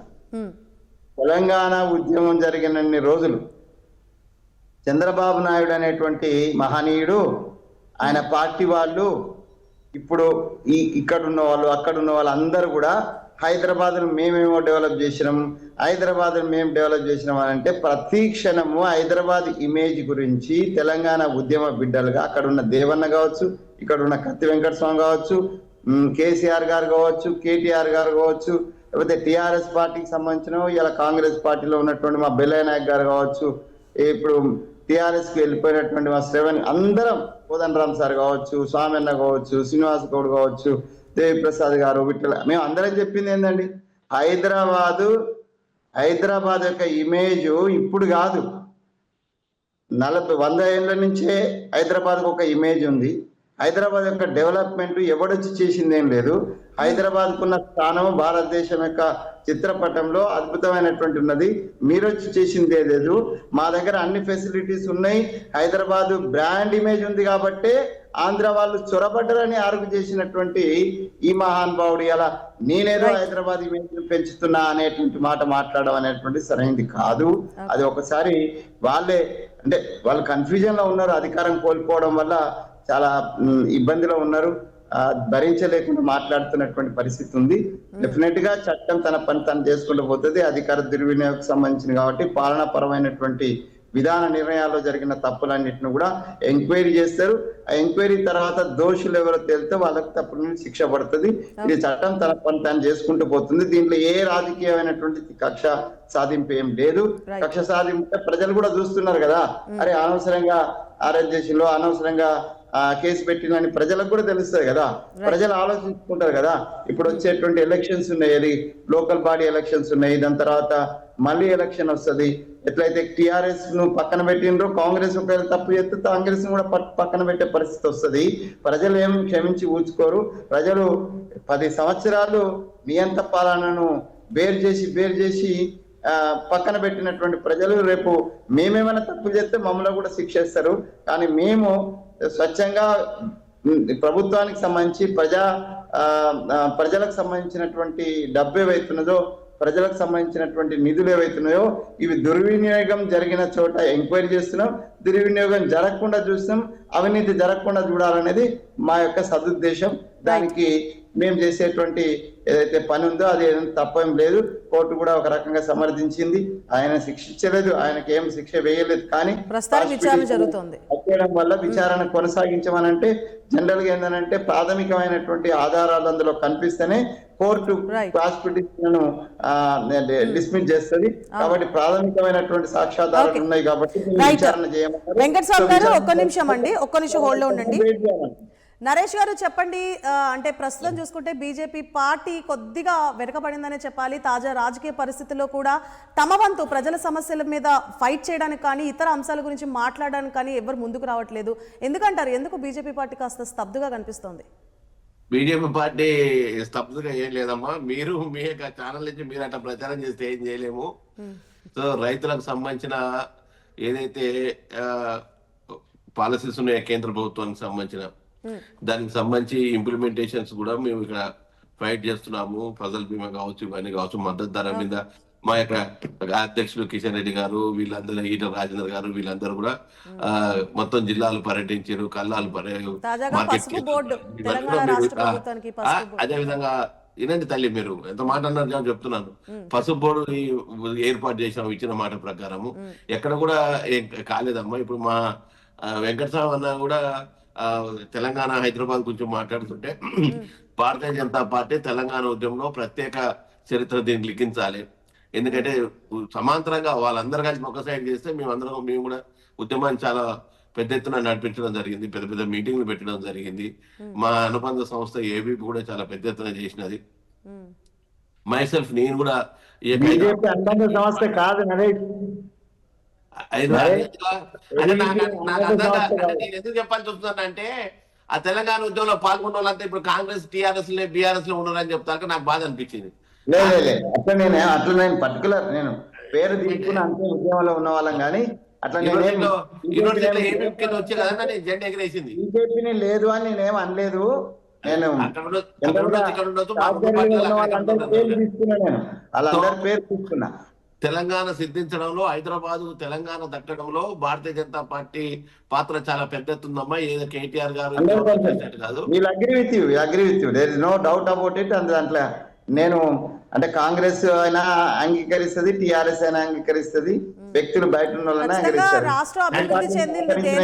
బీజేపీ సహకరించుకుంటే నేను నరేష్ నేను ఎక్కడో కవిత రాసుకున్నా. కవితలో నేను చెప్పిన ముగ్గురమ్మల ముచ్చటైన తెలంగాణ అనేటువంటిది నేను ఒక పదం ఉపయోగించిన. ఆ ముగ్గురమ్మలలో సుష్మా స్వరాజ్ గారు, లేకపోతే మీరా కుమారి గారు, సోనియా గాంధీ గారు ముగ్గురు వస్తారు. And we have true regards and respect towards the Bharatiya Janata party, దాని యొక్క నేత సుష్మా స్వరాజ్ పట్ల నాకు కానీ మా పార్టీకి కానీ లేకపోతే తెలంగాణ ప్రజలకు సంపూర్ణమైనటువంటి గౌరవం ఉన్నది, భక్తి ఉన్నది వాళ్ళ పట్ల. మేమేం దాన్ని వ్యతిరేకిస్తాం. ఖచ్చితంగా ఇలాంటి కన్స్ట్రక్టివ్ క్రిటిసిజం ఉంటే ఖచ్చితంగా రాష్ట్రం అభివృద్ధి చెందుతుంది. పార్టీల పరంగా కాకుండా అభివృద్ధి పరంగా ఆలోచించాలి. చెప్పండి నరేష్ గారు, చెప్పండి. ఇప్పుడు మా దేవి ప్రసాద్ అన్న ఇప్పుడు అక్కడ అసలు ఏం స్కామే జరగలేదు. ఏదో హైదరాబాద్ ఇమేజ్ పెంచాలని చూస్తే ఇప్పుడు కావాలని కాంగ్రెస్ ప్రభుత్వం చేస్తుందని. ఇప్పుడు ఈ ఫార్ములా ఏదైతే ఉన్నదో ఈ ఫార్ములా కేసు సంబంధించి ఈ రోజు నువ్వు without next Jan private limited ఏదైతే తన మిత్రుల సంస్థ ఉన్నదో దానికి సంబంధించిన నుంచి మీ పార్టీకి వచ్చిన అంతకుముందు వాళ్ళకి సంబంధించిన కంపెనీల నుంచి వచ్చిన నిధులు ఇవన్నీ కూడా ఒక యాంగిల్ పక్కకు పెడితే వీళ్ళు ఏదైతే ఈ యొక్క 150-200 కోట్లతో మాట్లాడుకొని ఒక పేమెంట్ అయిన తర్వాత మాకు వర్కౌట్ అయితే లేదని తప్పుకున్న తర్వాత నువ్వు మున్సిపల్ పర్మిషన్స్ కానీ పర్మిషన్ లేకుండా, ఫైనాన్షియల్ శాఖ అప్రూవల్ లేకుండా నువ్వు అది నవంబర్ నుంచి ఎలక్షన్ కోడ్ వచ్చిన తర్వాత నువ్వు ఏ విధంగా నువ్వు డైరెక్ట్ ఫండ్స్ ట్రాన్స్ఫర్ చేస్తావు? అది ఫారెన్ కరెన్సీలో. సో అది 46 కోట్లకు 9 కోట్లు మళ్ళీ ట్యాక్స్ 55 కోట్లు. సో ఆర్బీఐ కూడా పట్టుకుంది కదా. ఈ దేశ ఆర్బీఐ అయితే ఏదో బీజేపీ సంస్థ ఇంకేదో కాదు కదా, ఇంకేదో. కాబట్టి ఇక్కడ కాంగ్రెస్ పార్టీ కానీ ఇక్కడ భారతీయ జనతా పార్టీ కానీ దీనికి సంబంధించిన వాళ్ళు ఏదో అపోజిషన్, మేము ఏదో కక్ష సాధింపు కేసు అనే వాళ్ళు అనుకుంటారేమో కానీ ఇట్స్ నిజంగా ఇక్కడ ఫ్రాడ్ అనేది జరిగింది. దాని భారతీయ జనతా పార్టీ తరఫున మేము మాట్లాడుతున్నాం. అంత నీకు అంత డైరెక్టర్ ఇంటి సంస్థ నువ్వు ఒక మంత్రి ఉన్నావు, ఒక మంత్రి ఉన్నప్పుడు నువ్వు రాజ్యాంగంలో ఉన్న నియమాలను పాటించాలి నీ ఏదైతే రూల్స్ అండ్ రెగ్యులేషన్స్ నీ ఇష్టం ఉన్నట్టు ఇంట్లోకి వెళ్ళి పెట్టుబడి తీసుకుపోయి పెట్టడం ఎంతవరకు సమంజసము? దీని మీద నేను ఏది చేయలేదని చెప్పేసి నేను దీనివల్ల నాకు 600-700 కోట్లు లాభం వచ్చింది తెలంగాణకి, ఏ విధంగా వచ్చింది, ఎట్లా వచ్చింది? కాబట్టి అవన్నీ కూడా చూపించాలి కదా. ఇవన్నీ ఇట్లా గాలి మాటలు మాట్లాడి ఇవన్నీ కాదు. ఈ ఫార్ములకు సంబంధించమ్మా చాలా దాంట్లో పెద్ద ఎత్తున మిస్లీడ్స్ అయితే జరిగినాయి, దాంట్లో ఎలాంటి సందేహం లేదు. నువ్వు 55 కోట్ల రూపాయలు నీకు వితౌట్ అప్రూవల్, అది అసలు ఎలక్షన్ కోడ్ ఉన్న తర్వాత ఇవ్వడమే నువ్వు చేసిన పెద్ద తప్పు. ఇక మన ఎలక్షన్ కోడ్ ఎందుకు ఉన్నట్టు దేశంలో? ఈరోజు ఎలక్షన్ కోడ్స్ ఇవన్నీ ఉన్నాయి కాబట్టి ఇవన్నీ డిస్టర్బెన్స్ అవుతున్నాయి. ఒక 1 నేషన్ 1 ఎలక్షన్ అనేది ఈరోజు బీజేపీ కూడా ప్రపోజ్ చేస్తున్నది. అంటే నీ యొక్క అభివృద్ధిని, అంటే ఎలక్షన్ కోడ్ అయితే నువ్వు గౌరవించాలి. ఒక మంత్రిగా, ఒక ఎమ్మెల్యే ఉన్నప్పుడు నువ్వు ఒక బాధ్యతమైన పదవిలో ఉండి నీ ఇష్టం ఉన్నట్టు మున్సిపల్ అడ్మినిస్ట్రేషన్ ని దాన్ని తీసుకొచ్చేసి నువ్వు ఏదైతే ప్రమోటర్ ని తీసుకొచ్చినావో ఆ ప్రమోటర్ బాధ్యత కూడా నువ్వు ఎట్టెత్తుకుంటావు. నువ్వు నెక్స్ట్ జన్ అయితే ప్రమోషన్ ఏదైతే నేను పట్టుకొచ్చినావు. సో ఈ ఆపరేషన్స్ ఏదైతే ఈ ఈఎఫ్ ఆపరేషన్ సంస్థకు నువ్వు ఏ విధంగా నువ్వు డైరెక్ట్ డబ్బులు ఇస్తావు? ఏ రాష్ట్ర ప్రభుత్వం సొమ్ము, నీ ఇంట్లో సొమ్మా? దీనికి మంత్రిమండలి తీర్మానం అవసరం లేదా? ఫైనాన్స్ క్లియరెన్స్ అవసరం లేదా? ఇవన్నీ అవసరం లేదా? సో తాత్కాలిక ఇప్పుడు ఎందుకు వస్తుంది? అప్పుడు తాత్కాలిక ప్రభుత్వమే ఇది. సో ఎలక్షన్ కోడ్ ఉన్న తర్వాత 80% మనం మిస్యూజ్ చేయకూడదు. ఇలాంటి గొప్పలు చేసుకొని ఎలక్షన్ లో బెనిఫిట్ అవుతున్నందుకే రకరకాల స్కీమ్స్ ఇంప్లిమెంట్ చేస్తారు కాబట్టి ఎలక్షన్ కోడ్ పెడతారు. కాబట్టి ఇక్కడ ఫ్రాడ్ జరిగి దానిలో మళ్ళీ కోర్టుకు పోయి కోర్టులో క్యాష్ పిటిషన్ చేసి కేసు కొట్టేయాలి. నేనేం చేయలేదు, నువ్వేం చేసినావా, ఏం చేయలేదనే తేలుతుంది దాంట్లో కోర్టులు. కాబట్టి ఈ ఫార్ములా రేస్ లో బిఆర్ఎస్ పార్టీ తప్పు చేసింది, కేటీఆర్ తప్పు చేసిండు. దాంట్లో నువ్వు అంత ప్రమోషన్ అంత చేయాల్సిన అవసరం లేదు. హైదరాబాద్ ఇమేజ్ 400-500 సంవత్సరాల ఇమేజ్. సో హైదరాబాద్ ఒక చరిత్ర ఉన్నది, భాగ్యనగరానికి ఒక పెద్ద చరిత్ర ఉన్నది. కాబట్టి దీని ఎవరు కాదు, ఎంతో మంది గోల్కొండ నవాబుల నుంచి మొదలు పెడితే ఎంతో మంది ఇక్కడ ఏలిరు పరిపాలించిన హైదరాబాద్ ప్రత్యేకత ఉన్నది. కాబట్టి ఈ చరిత్ర నువ్వేం కాకపోతే నీ యొక్క ఇమేజ్ కోసము నేనేదో ఫారెన్ లో చదువుకున్నా, నాదంతా ఫారెన్ స్టైల్ ఉంటుంది అని చెప్పేసి ఇవన్నీ నువ్వు పట్టుకొచ్చి ఇవన్నీ చేస్తేది కాదు. నువ్వు బాధ్యతాయుతంగా ప్రవర్తించాలి. కాబట్టి దాంట్లో డెఫినెట్ గా అంటే నాకు తెలిసి, ఎందుకంటే కోర్టులో ఇది అంశం ఉన్నది కాబట్టి సరే వాళ్ళు అరెస్ట్ చేస్తారా, చేయమంటారా, ఇంకేమంటారా, గవర్నమెంట్ ఏం చేస్తారా అని లీగల్ విషయాలు. కాకపోతే దీంట్లో నేను ఏం చేయలేదని ఈరోజు పంచశుద్ధ మాటలు మాట్లాడతా మటుకు దీన్ని అంగీకరించేది లేదు. ఆ అర్హత లేదు, అది ఆ పవరే నీకు లేదు. అసలు డైరెక్ట్ నువ్వు ఫండ్స్ ట్రాన్స్ఫర్ చేయడం, నువ్వు పౌండ్స్ ఫారిన్ కరెన్సీని లండన్ అదే బ్రిటన్ ఫండ్స్ మార్చి నువ్వు పంపించడం ఎంతవరకు సమంజసం? ఇవన్నీ కూడా నువ్వే ఉన్నాయి. కాబట్టి ఇదంతా వితౌట్ పర్మిషన్ నువ్వు అప్రూవల్స్ లేకపోయి ఇవ్వడం. కాబట్టి తప్పు జరిగింది అక్కడ, దీంట్లో ఎలాంటి సందేహం లేదు. నెక్స్ట్ పాడి కౌశిక్ రెడ్డి. ఈ పాడి కౌశిక్ రెడ్డి అనే క్యారెక్టర్ మనం అనాలిసిస్ చేస్తే, సో నేనంటూ ఒక నాయకుని ఉన్నాను, నేను ఒక వీరునుగా ఉన్నాను, కొట్లాడతాను అనేది వాళ్ళ పార్టీ అధ్యక్షుడు కేసీఆర్ దృష్టిలో బండికి కానీ తనకు కానీ చూస్తున్న ఇమ్మెచ్యూరిటీ ఆ స్టైల్ మనకు చాలా స్పష్టంగా కనిపిస్తున్నది. సో ఎలక్షన్ టైంలో మీరు నాకు ఓటు వేయకపోతే మా భార్య బిడ్డలు మేము అందరం కూడా విషయం దాగి చనిపోతున్నప్పుడే అతను ఏ విధంగా బ్లాక్ మెయిల్ చేసిండు ఏమైనా అర్థమవుతుంది. సరే ఈ రోజు పార్టీ మారడాన్ని మేము ఎవరు అంగీకరిస్తలేమమ్మా. భారతీయ జనతా పార్టీ ప్రేమను మేము ఎంకరేజ్ చేస్తలేము. కానీ నువ్వు చేసిన పనే కదా. మొత్తం కాంగ్రెస్ పార్టీలని అన్ని పార్టీలని గతంలో తెలుగుదేశంలోకి వెళ్ళి గెలిచిన వాళ్ళు అందరినీ లాక్కున్నావు కదా, దాన్ని ఎవరిని బతకనీయలే కదా నువ్వు. కాబట్టి వాళ్ళకి ఇష్టం లేని వాళ్ళు ఈరోజు పోయారు కాంగ్రెస్ లకు.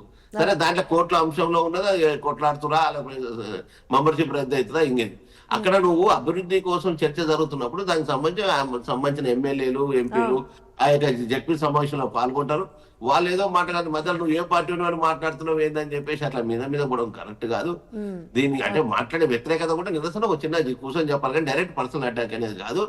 ఇది వాళ్ళ యొక్క అంటే మేము ఏదో చేస్తున్నాము, మేము కొట్లాడుతున్నాము, ఇవన్నీ డైవర్షన్ పాలిటిక్స్, తన అంటే ఇమేజ్ పెంచుకోవాలనే తప్ప ఆయన దానివల్ల ఆయన చేసిన వల్ల పార్టీ కూడా వాళ్ళ పార్టీగా డ్యామేజ్ అవుతుంది తప్ప అదే ముందుకు పోయేది కాదని తెలియజేస్తున్నాం. Okay right. కోటేశ్వర గారు చెప్పండి, ఫైనల్గా మనం తాజాగా తెలంగాణ రాష్ట్ర రాజకీయాలు పరిశీలిస్తే ఈ కార్ రేస్ ఒకటి ప్రధానంగా మనం చర్చించుకోవాలి.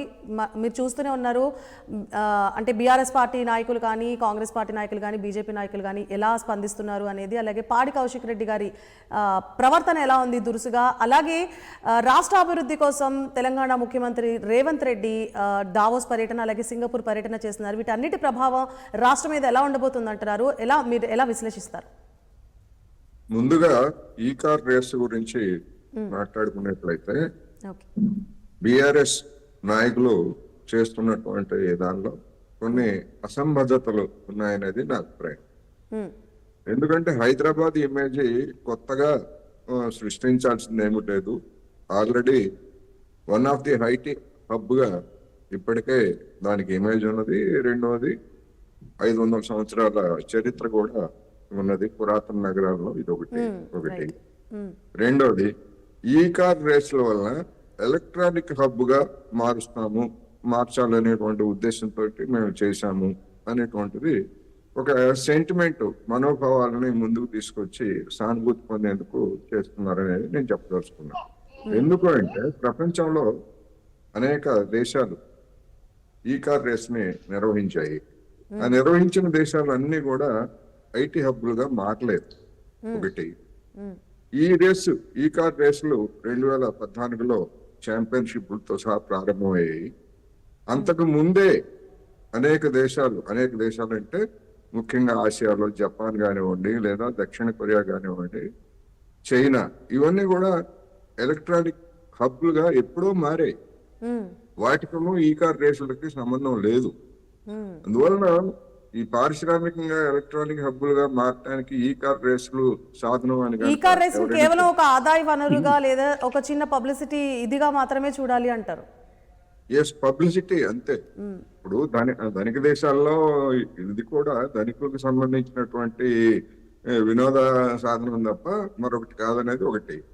అందువలన ఇందుకోసం చేశాము, పరిశ్రమల కోసం చేశాము, ఐటీ హబ్ గా మార్చడం కోసం చేశాము అనేటువంటిది అది వాదనకి తక్కని నిలిచేటువంటిది కాదు. ఇక ఈ కేసులో అవినీతి జరిగిందా లేదా అనేటువంటి దానిలో 2 అంశాలు ఉన్నాయి. ఒకటి, నిబంధనలకు విరుద్ధంగా నిధులు బదలాయించారనేటువంటిది అందరూ చెప్తున్నారు. కేటీఆరే చెప్పారు, ఎస్ నేనే ఇచ్చాను, నోటిమాటిగా చెప్పాను అని. కానీ ఆ తర్వాత ఆయన ఏం చెప్తున్నాడు, కోర్టుకి ఏం చెప్తున్నాడు, నేను చెప్పిన మాట వాస్తవమే కానీ అది ఇవ్వాలా లేదా అనేటువంటిది నిర్ణయం తీసుకోవాల్సిన బాధ్యత అధికారులు ఉందని చెప్పేసి నెపాన్ని అధికారుల మీద నెడుతున్నారు. అంటే ఆయన ఈ ఏసీబీ విచారణ, ఈడీ విచారణ ఇవన్నీ జరిగినప్పుడు ఆయనని A1 గా చేర్చినప్పుడు కూడా ఇది ఒక లొట్ట పీస్ కేసు అని తీసిపారేసిన సిచ్యువేషన్ కూడా మనం చూసాము. కానీ కేసును పరిశీలిస్తే సీరియస్ ఇష్యూస్ ఉన్నాయని మనకి క్లియర్ కట్ కనిపిస్తుంది. ఇప్పుడు ఆయన ఏ విధంగా వర్ణించారు అనేటువంటిది రాజకీయ పార్టీల నాయకులు ఎవరైనా వర్ణిస్తారు.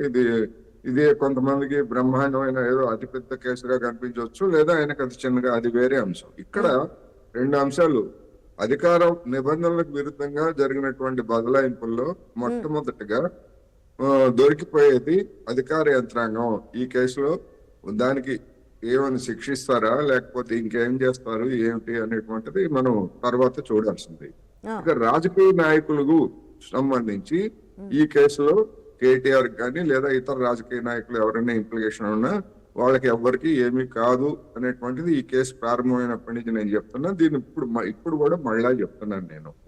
అయితే రెండో కోణం ఉంది. రెండో కోణం ఏమిటి అంటే, ఎవరైతే ఈ గ్రీన్ కో లేదా ఇతర ఈ కంపెనీలు ఏవైతే ఉన్నాయి, రిలేటెడ్ కంపెనీలు ఏవైతే ఉన్నాయో, ఎన్నికల బాండ్లు 41 కోట్ల రూపాయల మేరకు బీఆర్ఎస్ కి ఎన్నికల బాండ్లు ఇచ్చాయి కనుక, క్విట్ ప్రో కో మేము మీకు బాండ్ల రూపంలో ఇస్తాము, మాకు మీరు ఈ రూపంలో ఇవ్వండి అని చెప్పేసి ఏదన్నా ఒప్పందం జరిగితే డెఫినెట్ గా ఆ కోణంలో కనుక దర్యాప్తు సంస్థలు పరిశీలించి నిజాలను నీకు తెలిస్తే అప్పుడు ఈ కేటీఆర్ లేదా ఈ నిధులు పుచ్చుకున్నటువంటి వీళ్ళు రంగంలోకి వస్తారు. వీళ్ళ అవినీతి లేకపోతే దానికి సంబంధించినటువంటి విషయాలన్నీ అప్పుడు బయటకు వస్తాయి తప్ప కేవలం ఈ కేసుకు సంబంధించి ఇంతవరకే పరిమితం అయితే మాత్రం కేటీఆర్ ఏమీ కాదు. కేటీఆర్ శుభ్రంగా మందలింపులతోనూ మరొక దాంతోనూ బయటపడతారు తప్ప అధికార యంత్రాంగమే డెఫినెట్ గా వస్తుంది. ఇది ఈ సందర్భంగా మనం చెప్పుకోవాలి. అందువల్ల ఇది ఈ కార్ రేసుకు సంబంధించి సరే కోర్టులో ఏం చేశాయి, రేపు సుప్రీంకోర్టు ఏం చేస్తుంది సుప్రీంకోర్టు కూడా పిటిషన్ ని క్వాష్ పిటిషన్ ని ఆమోదించరు. డెఫినెట్ గా హైకోర్టు ఏదైతే చెప్పిందో ప్రొసీడ్ అని చెప్పిందో సుప్రీంకోర్టు కూడా అదే చెప్తుంది. ఆ తర్వాత ఆయన ఏం చెప్తారు, ఏసీబీ విచారణకి మళ్ళా హాజరవుతారా, ఆ హాజరైతే మళ్ళా ఏసీబీ ఏం చేస్తుంది, ఇవన్నీ కూడా ఊహాజనితమైనటువంటి ప్రశ్నలు. ఈ ఊహాజనితమైనటువంటి ప్రశ్నల గురించి మనం చర్చించుకోవడం సమయం వృధా అనేది నా అభిప్రాయం. ఒకటి. రెండవది, ఇక దీనికి సంబంధించి మన పాడి కౌశిక్ రెడ్డి యొక్క ప్రవర్తన కనుక చూసేట్లయితే మీడియా ఆయన ప్రముఖంగా కనిపించడానికి పెద్ద ఎత్తున తాపత్రయపడుతున్నాడు. రెండవది, ఎన్ని కేసులు ఎన్ని వివాదాల్లో ఎంతగా ఎక్కువ ఉంటే తన ప్రతిష్ట లేదా పార్టీలో తన పలుకుబడి ఎంతగా పెరుగుతుంది అనేటువంటి ఒక యావ స్పష్టంగా కనిపిస్తా ఉంది. సరే, ఇవాళ రాజకీయాల్లో ఉన్నటువంటి ట్రెండ్ అది. దానికి అనుగుణంగానే పాడి కౌశిక్ రెడ్డి గారు ప్రయత్నిస్తున్నారు. ఇంకొంచెం కూడా ఉన్నది. కానీ అది పార్టీ మీద ప్రభావం చూపించదంటారా? ఎంతవరకు అది కరెక్ట్ గా ప్రాసెస్ అంటారు? పార్టీ మీద తీవ్ర ప్రభావం చూపించట్లేదు. అది తెలుసుకోవాల్సింది బీఆర్ఎస్ పార్టీ పెద్దలు. అది తెలుసుకోవాల్సింది బీఆర్ఎస్ పార్టీ పెద్దలు. వాళ్ళు ఆయన చర్యలను సమర్థిస్తున్నట్టుగానే కనిపిస్తా ఉంది తప్ప, ఎందుకంటే ఒకదాని తర్వాత ఈ ఉదంతాలు జరుగుతున్నాయి అంటే, ఈ పరిణామాలన్నింటినీ చూసుకుంటే బీఆర్ఎస్ పార్టీ ముఖ చిత్రం ఎలా ఉందంటారు ప్రస్తుతం రాష్ట్రం మీద? ఇటువంటి పరిణామాల వల్ల బీఆర్ఎస్ పార్టీ ముఖ చిత్రం ఏదో మారిపోతుంది, తిరగబడుతుందని నేనైతే అనుకోవట్లేదు. కానీ డెఫినెట్ గా జనంలో చర్చకి దారితీస్తుంది. రెండోది ఈ కరీంనగర్ ఉదంతంలో డెఫినెట్ గా పాడి కౌశిక్ రెడ్డి కావాలనే దురుసుగా వ్యవహరించారనేటువంటిది మనకు స్పష్టంగా కనిపిస్తా ఉంది. ఎందుకంటే ఆయన ఎమ్మెల్యే సంజయ్ ఇవాళ కొత్తగా, నిన్న కరీంనగర్ సమావేశానికి ముందు కొత్తగా కాంగ్రెస్ లో చేరినటువంటిది కాదు. అందువల్ల వెంటనే ఏదో ఆయన మనోభావాలు లేకపోతే ఉద్రేకానికి లోనయ్యారు అనేటువంటిది అది వాస్తవం కాదు. ఉద్రేకానికి లోను కాదు, కావాలని ఆయన ఆ విధంగా చేశాడు తప్ప. ఎందుకంటే కొత్తగా జరిగితే అంతకు ముందు రోజే కనుక సంజయ్ గారు కాంగ్రెస్ లోకి ఫిరాయించి లేదా దాని మీద ఏదైనా మాట్లాడి ఉంటే వెంటనే ఏదో ఆగ్రహం వచ్చిందని అర్థం చేసుకోవచ్చు. అదేమి కొత్త సంఘటన కాదు.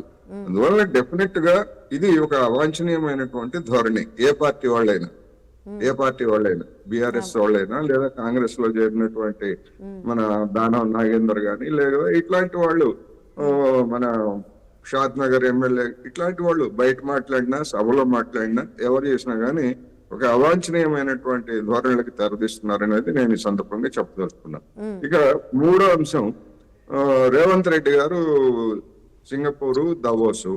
ఈ దవోసు సింగపూరు వెళ్ళినంత మాత్రాన ఏవో పెట్టుబడులు వస్తాయి అనేటువంటిది అటువంటి భ్రమలో నేను లేను. ఎందుకు అంటే గతంలో చంద్రబాబు నాయుడు గారు తిరుపతి పుణ్యక్షేత్రానికైనా విధిగా అనేక సందర్భాల్లో వెళ్ళారు లేదో గాని, దవోస్ అనేటువంటి కేంద్రానికి ఆయన భక్తి ప్రపత్తులతోటి మొత్తం పరివారాన్ని వెంటేసుకొని పెద్ద ఎత్తున హడావుడి చేసి వెళ్ళొచ్చినటువంటిది మనం చూసాం. ఏమైంది? 2014 నుంచి 2019 వరకు ఆంధ్రప్రదేశ్ కు వచ్చినటువంటి పెట్టుబడులు ఏంటి, పరిశ్రమలు ఏంటి, వాణిజ్య సంస్థలు ఏంటి? జీరో. అందువల్ల దవోస్ వెళ్ళినంత మాత్రాన్ని అక్కడ ఏదో మొత్తం లంకి బిందులు ఉన్నాయి, వాటన్నిటిని తవ్వి తీసుకొస్తాము అని ఎవరైనా గతంలో కేటీఆర్ చెప్పినా, ఇప్పుడు రేవంత్ రెడ్డి గారు చెప్పినా అది జనాన్ని మభ్యపెట్టేటువంటిది ఒక ప్రచారం తప్ప మరొకటి కాదు. ఎందుకు అంటే ఏ పెట్టుబడిదారైనా ఒక చోట పరిశ్రమ పెట్టాలన్నా, వాణిజ్యాన్ని ప్రారంభించాలన్నా వాళ్ళకి వచ్చేటువంటి లాభాలు ఏమిటి, ఇవన్నీ వీటన్నిటి ప్రాతిపదికగా చూస్తారు తప్ప కొంతమంది నాయకులు వెళ్ళి అక్కడ హడావుడి చేసినంత మాత్రాన పెట్టుబడులు వస్తాయి అనేటువంటి భ్రమ నాకు లేదు. ఎందుకంటే నరేంద్ర మోడీ గారికి వర్కౌట్ అయ్యే ప్రాసెస్ కాదు అంటారు. నరేంద్ర మోడీ గారికి మొత్తం ఆయన ఏం చెప్పారు, 2014లో అధికారానికి వచ్చినప్పుడు ఆయన దేశంలో కంటే విమానాల్లో విదేశాల్లో ఎక్కువ కాలం గడిపారు. అప్పుడు ఏం చెప్పారు, ఎందుకు వెళ్తున్నారంటే దేశ ప్రతిష్టను పునరుద్ధరించడానికి, విదేశీ పెట్టుబడులు తీసుకురావడానికి అని చెప్పారు. కానీ 10 ఏళ్ల పరిపాలన చూసిన తర్వాత ఆ దేశ ప్రతిష్ట పెద్దగా పెరిగిందేమీ లేదు. దానికి అనుగుణంగా గతంలో వచ్చినటువంటి విదేశీ పెట్టుబడులు కూడా సంఖ్య కూడా తగ్గిపోయింది. అందువల్ల ఇవన్నీ కూడా ఒక ప్రచార కార్యక్రమంగానే నేను పరిగణిస్తున్నాను అనేది ఈ సందర్భంగా చెప్పదలుచుకున్నాను. ఓకే, సో అంటే ఏదైనా కానీ పెట్టుబడులు పెట్టే ప్రాసెస్ అయితే ఇది కాదు ఖచ్చితంగా. ప్రభుత్వం అంటే ముందు జరిగిన దావోస్కి ముందుసారి వెళ్ళినప్పుడు కూడా 40,000 కోట్లు పెట్టుబడి తెచ్చాము అని ప్రభుత్వం భావించింది, సక్సెస్ అయిందని భావించింది కాబట్టి ఈసారి ప్లాన్ చేశారు అంటున్నారు. మరి చూద్దాం. మీరు అన్నట్లు అంటే దావోస్ వెళ్ళి ఇవన్నీ మనం డిస్కస్ చేస్తే జరిగిపోయేది కాదు, పెట్టుబడులు తీసుకొచ్చామని చెప్తే సక్సెస్ అయిపోయేది కాదు అన్నారు, ఎగ్జాంపుల్స్ కూడా చెప్పారు. మరి నరేష్ గారు మీరు చెప్పండి, ఇప్పుడు కోటేశ్వరరావు గారు చెప్పినట్టు దావోస్ పర్యటన అంత ప్రభావం చూపించదు అంటున్నారు, మరి మీరేమంటారు? రేవంత్ రెడ్డి గారు అయితే దావోస్ పర్యటనకి వెళ్తున్నారు, అలాగే సింగపూర్లో కూడా అక్కడ ఉన్న అభివృద్ధిని పరిశీలించి ఆ సిస్టమ్ని అంటే ఇంకాక్యులేట్ చేద్దాము రాష్ట్రం పట్ల కూడా అనుకుంటున్నారు. సో దానికి మీరేమంటారు? మేడం, మనం చాలా స్పష్టంగా అర్థం చేసుకోవాలి ఏంటంటే, గతంలో కేటీఆర్ గారు ఎన్నిసార్లు పోయారు, ఐఏఎస్ ఆఫీసర్ వీరు అని ఆయన వీళ్ళు కలిసి ఎన్నిసార్లు వీళ్ళు ఐటీ ప్రిన్సిపల్ సెక్రటరీ ఎన్ని కంపెనీలు తీసుకొచ్చి ఎన్ని వేల కోట్లు ఎన్ని ప్రచారం చూసాం. ఇక్కడ వాస్తవ రూపంలో ఎన్ని వచ్చినాయి. So last year Revanth Reddy గారు పోయి ఎన్ని తీసుకొచ్చారు. సో ఇక్కడ పోయి ఈ అంబానీ తోటి అదాని తోటి వీళ్ళందరితోటి ఇక్కడనే చేసుకోవచ్చు అగ్రిమెంట్లు, అంత దూరం పోవాల్సిన అవసరం లేదు. సరే పోతున్నారు వస్తున్నారు, ఇది సరే ఏదో చేస్తున్నాం అని చెప్పడం, సరే అందరితో పాటు వీళ్ళు పోతున్నారు తప్ప పెద్ద ఎత్తున ఏదో అవుతుంది వీళ్ళు లక్షల కోట్లు ఫారెన్ ఇన్వెస్ట్మెంట్ తీసుకొస్తారు అనేది ఒక భ్రమ మాత్రమే. ఆ ఎంప్లాయ్మెంట్ కూడా ఎంత ఉన్నదని చూస్తున్నాం. మా కోటేశ్వరరావు సార్ ఇంతకుముందు ఒక మాట మాట్లాడాడు, ఈ దేశం యొక్క ఇమేజ్ ఏం పెంచిండు మోడీ అని చెప్పేసి. అమ్మ చాలా తేడా వచ్చింది, వాళ్ళ అంతరాత్మకి ఎరుకుండాలి. మన్మోహన్ సింగ్ గారు పరిపాలించినప్పటికీ ఇప్పటికీ ఈ దేశం చాలా అన్ని రంగాలలో అభివృద్ధి చెందింది, చాలా స్పీడ్ పెరిగింది. ఈ రోజు ప్రపంచ దేశాల్లో అగ్రగామిగా ఉన్నది. ఎక్కడ పోయినా కానీ ఆ భారత ప్రధానికి ఇచ్చే రెస్పెక్ట్ కానీ ఆ పెద్దరికం కానీ అవన్నీ కూడా మారిపోయినాయి. చైనాలో జరిగిన సమావేశానికి అమెరికా అధ్యక్షుని పక్కకెళ్ళి తీసుకెళ్తే మనకు రెడ్ కార్పెట్ వేసి వెల్కమ్ చెప్పారు చైనాలో కూడా. కాబట్టి ఈ వాస్తవాలన్నీ మనం మర్చిపోకూడదు. మన దేశ ఇమేజ్ ఏ విధంగా పెరిగింది, ఎట్లా పెరిగింది, కరోనా సమయంలో మనం ప్రపంచ దేశాలకు ఏ విధంగా మెడిసిన్ సప్లై చేసినాము, ఎన్ని దేశాలను పేద దేశాలను ఆనుకున్నాము, ఇవన్నీ కూడా ఉన్నాయి. ఆ విధంగా అంత ఈజీగా తీసేయడం కాదమ్మా. ఉన్నది కాబట్టి 10 ఏళ్ళు ఇచ్చేసి ఇప్పుడు 15 ఏళ్లకు మళ్ళీ నెక్స్ట్ 5 ఏళ్ళకు కూడా ప్రభుత్వం బీజేపీ ప్రభుత్వం వచ్చింది. కాబట్టి ఏకపక్షంగా అనేది అది పద్ధతి కాదు. ఈ యొక్క వీళ్ళ యొక్క ఇమేజ్ పెంచుకొని మేమేదో ఫారెన్ ఇన్వెస్ట్మెంట్ తీసుకొస్తున్నాము, పోకపోతే కష్టం అవుతుంది, లేకపోతే ఇలిటరేట్ ముఖ్యమంత్రి అవుతున్నాం, లేకపోతే అంత ఎందుకంటే ఈ కేటీఆర్ లాంటి ఫారెన్లలో చదువుకొని వచ్చిన వాళ్ళు ఈ ఐఫై ఇంగ్లీష్ మాట్లాడి ప్రజల్ని అంటే ఒకలాంటి భ్రమంలో ఉంచే దాంట్లో నేనే వెనకబడిపోతున్న వాళ్ళు లోకల్ డిగ్రీ చేసిన అని చెప్పేసి రేవంత్ రెడ్డి అనుకోవడం తప్ప వీళ్ళు పోయి అంత సాధిస్తారు ఆడికెళ్ళి పట్టుకొస్తారు అనేది ఏం లేదు, భ్రమనే. రైట్. సో దేవిప్రసాద్ గారు మీరేమంటారు? దావోస్ అలాగే సింగపూర్ పర్యటనలో భాగంగా రేవంత్ రెడ్డి గారి పర్యటన ఎంతవరకు సక్సెస్ అవుతుంది అంటారు? వాళ్ళు ఏ ఇంటెన్షన్తో వెళ్తున్నారా, అది సక్సెస్ అయ్యే అవకాశాలు ఎంతవరకు ఉంటాయంటారు రాష్ట్ర అభివృద్ధికి? ఇప్పుడు ఒకటండి, అంటే దావోస్ పర్యటనకు సంబంధించి డెఫినెట్ గా తెలంగాణకు సంబంధించినటువంటి ఏమైనా పెట్టుబడులు వచ్చి తెలంగాణ ప్రజలకు లాభపడి తెలంగాణ ఉపాధి పెరిగి తెలంగాణ గ్రోత్ లో అక్కడ ఉన్నటువంటి సంస్థలు ఏవి ముందుకు వచ్చినా వాటిని అన్నింటినీ కూడా ఎవరమైనా స్వాగతించాల్సింది, ఏ ప్రభుత్వమైనా. మోదీ గారు భారతదేశంలో ఉండు తక్కువ, విదేశాల్లో ఉండు ఎక్కువ. దానికి ఆయన ఎన్ని కోట్లు తెచ్చి ఎన్ని వేల కోట్లు తెచ్చి ఈ దేశానికి సంబంధించి చేసిండో భారతీయ జనతా పార్టీ చెప్పాలి. కాబట్టి ఇవాళ జరుగుతున్నది ఏంటంటే కేటీఆర్ గారైనా లేకుంటే తెలంగాణకు సంబంధించి ఈ ఇమేజ్ ఏదైతే ఈ రేస్ కు సంబంధించినటువంటిది బ్రాండ్ ఇమేజ్ హైదరాబాద్ కు పెంచేటువంటి క్రమం ఏంటంటే ఏ సిటీ అయినా ఇలా భారతదేశానికి ఇమేజ్ ఏం తక్కువ ఉందని మోడీ చేస్తేనే ఇమేజ్ వచ్చిందా? కాదు కదా.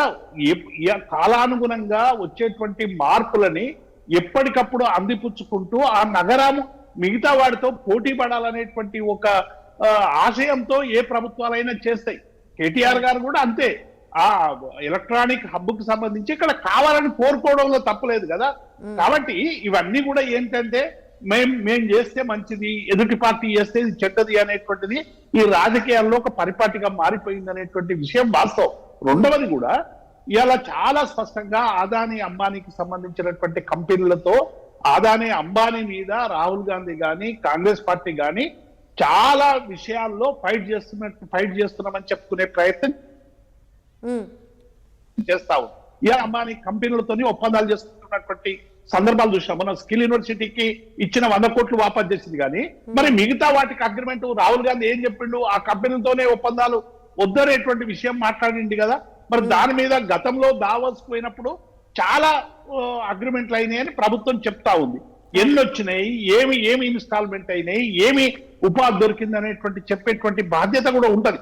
అంత మాత్రాన ఇక ముఖ్యమంత్రులే పోవద్దు, బయటకే పోవద్దు, తేవద్దని మేము అంత మూర్ఖంగా ఏం చెప్పాము. డెఫినెట్ గా ఎక్కడికైనా పోవలసిందే, ఆ పెట్టుబడులు తీసుకురావాల్సింది. తెలంగాణ ప్రయోజనాలకి అవి మంచుకుంటే బయట ఇవాళ స్కిల్ యూనివర్సిటీ చేస్తారు. హైదరాబాద్ ఇమేజ్ ఆల్రెడీ పెరిగింది. స్కిల్ యూనివర్సిటీ ఎందుకంటే ఏమైనా అర్థం ఉంటుందా?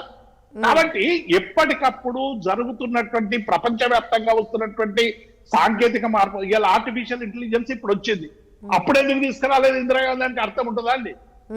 ఎప్పటికప్పుడు కొత్తగా ఇప్పుడు ఇవాళ అనేక ఫ్లైఓవర్లు వచ్చినాయి, అనేక అండర్ పాస్లు వచ్చినాయి, అనేక సాంకేతిక పరిజ్ఞానం పెరుగుతున్నటువంటి సందర్భంలో హైదరాబాద్ నగరాన్ని మిగతా నగరాలతో, ప్రపంచ నగరాలతో పోటీ పడాలని చేసేటువంటి ప్రయత్నం ఇమేజే తప్ప అది డ్యామేజ్ ఎట్లయితుంది?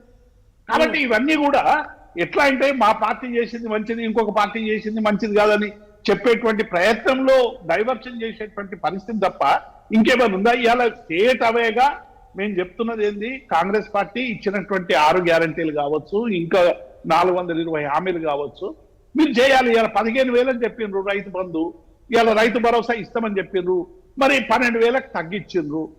ఇవన్నీ కూడా సంవత్సర కాలం అయిపోయింది, మేము చెయ్యలేదని కాదు, మీరంతలో మీరే December 9th మేము ఇది చేసేస్తాం, August 15కు అది చేసేస్తాం, 100 రోజుల్లో ఇది చేసేస్తామని మీ అంతలో మీరే పెట్టుకున్నటువంటి నిబంధనలు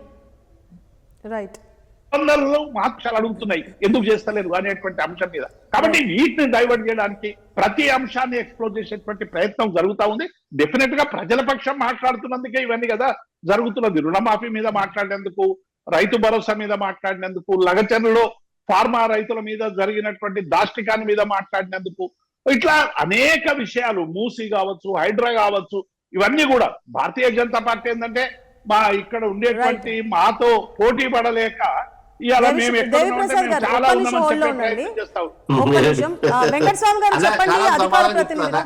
వెంకటస్వామి గారు, ప్రతిపక్షాలు కానీ రాజకీయ విశ్లేషకులు కానీ ఏమంటున్నారంటే, ఇలా పర్యటనలు చేసినంత మాత్రాన అంత వర్కౌట్ అయ్యే ప్రాసెస్ అయితే కాదు. వేరే రాష్ట్రాలకు సంబంధించిన ముఖ్యమంత్రిని కూడా చూసాము, ప్రధానమంత్రిని చూసాము.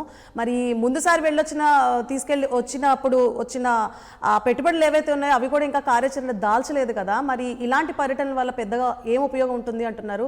మరి అధికార పక్ష ప్రతినిధిగా మీరేమంటారు? ఈ పర్యటన ఎంతవరకు రాష్ట్రాభివృద్ధికి తోడ్పడుతుందంటారు?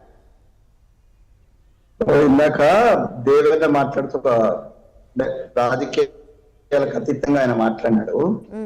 ఏ ప్రజాప్రతినిధి అయినా, ముఖ్యమంత్రి కావచ్చు, ప్రధానమంత్రి కావచ్చు, ఇట్లాంటి సదస్సులు, ఇట్లాంటి దావోస్ లాంటి కాకపోవచ్చు, ఇంకా వాటికి మన రిప్రజెంటేషన్ పోవడం అనేటువంటిది ఒక ఆనవాయితీ. అక్కడి నుంచి వచ్చింది ఎంత అనేటువంటిది ముందే ఊహించలేము. పోయిన తర్వాత అక్కడ జరిగినటువంటి ఇంటరాక్షన్స్ ప్రకారం, అక్కడ జరిగినటువంటి ఒప్పందాల ప్రకారం మనకు వస్తుంది. గతసారి పోయినప్పుడు ఇక్కడికి మనకి ఎంత వచ్చింది అనేటువంటిది నిన్న మొన్న మీరు పేపర్లలో కూడా చూస్తున్నారు. ఓపెన్ గానే ప్రభుత్వ పరంగా 17 ఒప్పందాలకు సంబంధించి 16 ఇంప్లిమెంటేషన్ అయినాయి ఈ 1 year కాలంలో. దాంట్లో 45,000 crores ఏవైతే మనకు పెట్టుబడులు రావాల్సినవి అవి వచ్చినాయి అనేటువంటిది పత్రికా ముఖ్యంగానే ప్రభుత్వం డిక్లేర్ చేసింది. ఇంతకంటే ఎవిడెన్స్ ఏం కావాలి? కాబట్టి మరొకసారి పోయినప్పుడు అంతకంటే ఎక్కువ రావచ్చు, అంతే రావచ్చు. అంటే ఇది మనం ఒకళ్ళం ముడుచుకొని కూర్చుంటే మన దగ్గరికి ఎవరు రారు కదా. మనం డెఫినెట్ గా అది ఈ ప్లేస్ లో కేసు ఇప్పుడు మేము ఉన్నాం, కాంగ్రెస్ పార్టీ ఉన్నది, రేవంత్ రెడ్డి గారు మన రాష్ట్ర ముఖ్యమంత్రి, మన అందరి రిప్రజెంటేటివ్ గా, తెలంగాణ రిప్రజెంటేటివ్ గా అక్కడికి వెళ్తున్నాడు. తెలంగాణ ప్రజలకు సంబంధించి, తెలంగాణ ప్రభుత్వానికి సంబంధించి ఇక్కడ పెట్టుబడులు ఆశించి అక్కడ మాట్లాడడానికి వెళ్తున్నారు. మా ప్లేస్ లో ఇంకెవరున్నా కూడా వెళ్తారు. అది మేము వెళ్ళినప్పుడు, మేము ఇప్పుడు వెళ్తుంటేనేమో ఒక మాట, వాళ్ళు వెళ్తేనేమో ఇంకొక మాట. సో ప్రపంచ దేశాల్లో మేమంతా తిరిగి వస్తేనే ఇప్పుడు ఇమేజ్ పెరిగింది అని బీజేపీ నరేష్ గారు క్లెయిమ్ చేస్తున్నారు. మరి భారతదేశం యొక్క ప్రతిష్టకు అంతకుముందు ఏం నష్టం వచ్చిందో, ఏం ఇబ్బంది వచ్చిందో, మన్మోహన్ సింగ్ గారి ఆర్థిక సంబంధించినటువంటి వ్యవహారంలో దాన్నే మేము కంటిన్యూ చేస్తున్నామని 2014 చెప్పినటువంటి మోడీ గారు మరి మన్మోహన్ సింగ్ గారి ఈ టైంలో దిగజారిందని అనడంలో ఎంత విజ్ఞత ఉందో వాళ్ళే ఆత్మహత్య చేసుకోమని చెప్పుకుంటూ, నేనేమంటున్నానంటే ఈ పర్యటన డెఫినెట్ గా ఎంతో కొంత, మేము ఇంత వస్తుంది అని చెప్పలేము, అక్కడ జరిగినటువంటి ఒప్పందాలను బట్టి వస్తుంది. డెఫినెట్ గా ఏ రాష్ట్రమైనా అవకాశం వచ్చినప్పుడు ఏ రాష్ట్ర ప్రతినిధులైనా వెళ్తుంటారు, వాళ్ళకి సంబంధించింది ప్రయత్నం చేస్తారు. పర్టికులర్లీ హైదరాబాద్ సంబంధించి ప్రపంచ దేశాలలో హైదరాబాద్ యొక్క ఎన్విరాన్మెంట్ అనేక రకాలైనటువంటి అన్ని రకాలంటే మేము చేసింది ఏం కాదు, అది సహజ సిద్ధంగానే హైదరాబాదు ఒక సహజమైన పెట్టుబడుల కేంద్రము. ఇలా ఐటీ కావచ్చు, ఫార్మా కావచ్చు, అన్నిటికీ ఒక కేంద్రం ఇది. కాబట్టి హైదరాబాద్ యొక్క వాతావరణంలో ప్రపంచంలో ఉన్న ప్రతి ఒక్కరు ఇక్కడ వచ్చి ఉండాలనుకుంటాడు. అట్లాంటి ఒక అద్భుతమైనటువంటి దక్కన్ పీఠభూమిలో ఉన్నటువంటి మనం అదృష్టవంతులం. అది సహసిద్ధంగా భగవంతుడు ఇచ్చినటువంటి ఒక అవకాశం ఈ తెలంగాణ గడ్డకు. సో అట్లాంటి గడ్డకు డెఫినెట్ గా పెట్టుబడులు వస్తాయనేటువంటి విశ్వాసం మాకు ఉంది. దాంట్లో ఉడతా భక్తి మేము ఇప్పుడు కొత్తగా మేము రాగానే మొత్తం అవుతుందని అంటలేము. ఉడతా భక్తిగా మేము చేయాల్సినటువంటి పని మేము చేస్తాము, అది వచ్చేటువంటిది వస్తుంది. అదొక్కటే కాదు కదా, అది వన్ ఆఫ్ ది పార్ట్ మొత్తం యొక్క రాష్ట్ర యొక్క సంపదను పెంచే విషయంలో, రాష్ట్రం యొక్క అభివృద్ధిని ముందుకు తీసుకుపోవడంలో that is one of the part. అంతేగాని దాని వల్లనే మొత్తం తెలంగాణ రాష్ట్రం ఇమేజ్ పెరుగుతాయి, లేకపోతే అభివృద్ధి అయిపోతుంది, పైసలు వస్తాయి అనేటువంటిది మాట మేము ఎక్కడ చెప్పలేదు.